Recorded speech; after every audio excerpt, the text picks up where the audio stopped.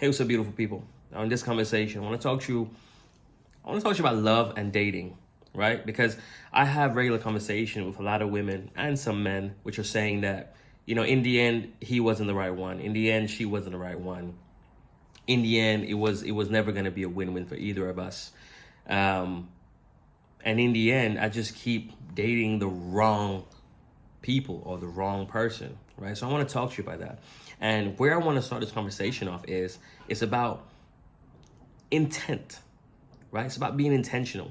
It's about analyzing your values, and it's about raising the criteria. Okay, so before I jump on into that, what I want to stress is this. I completely understand the dating scene is so much more difficult now than it's ever been, right? Because there are so many more people now that are not really in that space of, I want a long-term committed relationship. I want to get married. I want to have kids. Most people are not in that space now. A lot of people are in the space of, I want to build my career. I want to make good money. I want to set myself up before I reach that point, right?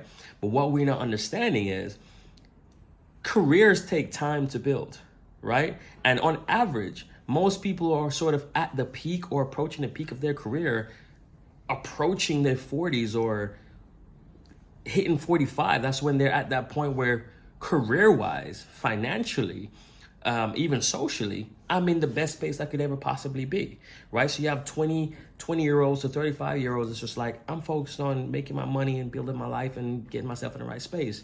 And then what you have is, you have older men and women ready to settle down and be in that space in life. And there's no one in that space because oftentimes they don't want to be with a lot of people in their own age group. They're looking for a little bit younger because, again, the younger ones are a bit more attractive, right? That's just what it is, right? And the younger ones also bring that level of excitement, that energy, that reassuring feedback that, hey, you missed out on a few things because you was busy with your career, but here, I'm ready to travel with you. I'm ready to do things with you. I'm ready to have all these things. But the problem is this, there's oftentimes a huge relational mismatch because that person, that younger person that you are attracted to, has a different criteria, has a different set of values. And that criteria is he or she attractive? Are they funny? Are they kind? Are they in a good space? Are they financially secure? Are they ready to have fun and have a good time, right? That older person's criteria and value is, I want to have a great time, but I also want to have that time with someone that I love and that I care for, and I want to share my life with. I'm ready to kind of think about kids and marriage and that kind of thing. I've done enough. Now I'm ready to commit to being a mom or a dad, right? And there's a huge mismatch.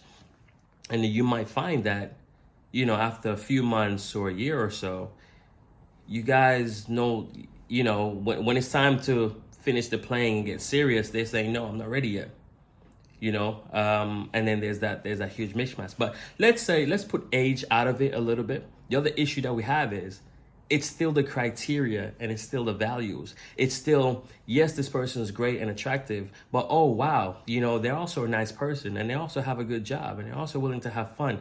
But does it go deeper than that? Are those long-term qualities that's going to keep you super attracted to this person? How about raising the bar to saying, what's this person's level of communication? What's this person's level of emotional intelligence? Where's this person at when it comes to sort of paternal or maternal caring? How do they share those values? Are they a caring person? Are they mature? Are they in my space? Are they in my lane? Are we in the same zone, right?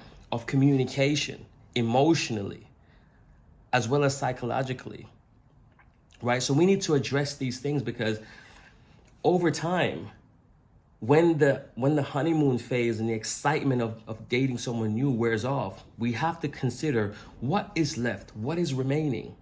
Can we still talk about really interesting and intricate things?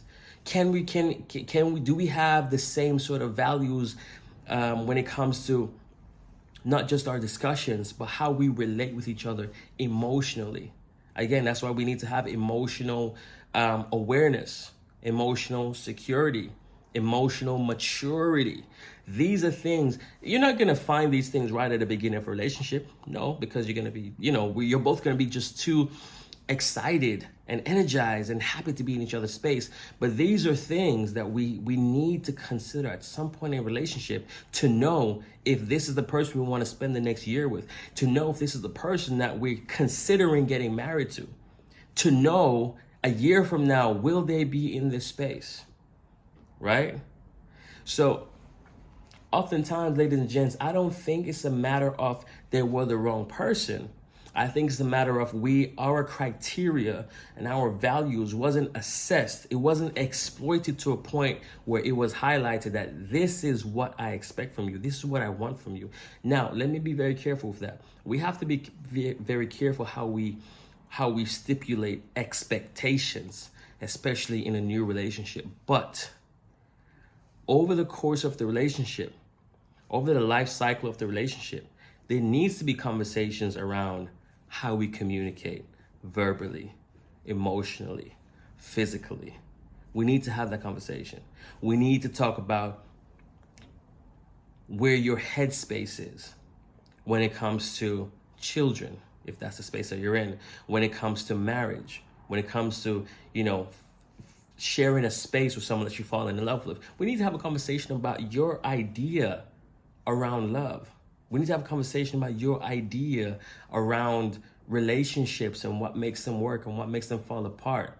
You understand? These are conversations that needs to be had in between the bedroom. When you're at a restaurant, when you're going on long walks, it's gotta be a part of a natural way that you communicate, saying, hey, I have this idea in mind. Let's talk about it. What's your views on this? I'd love to hear, your experience in this space. So if you're looking to have that quality, long-term committed relationship, you have to be the one to take the lead and put these questions up front. And you have to be intentional. This person is not ticking these boxes and not meeting these needs. And you have to take the first step to say, maybe this is not for us. Because at the end of it, we're not going to get what either of us want. I'm going to want more. You're not going to be ready. You're going to want more of something else that I've already done before or I am not interested in anymore. Right? So again, to ensure you're not wasting your time dating the wrong people, you have to be more intentional with your values and your criteria. Let that marinate.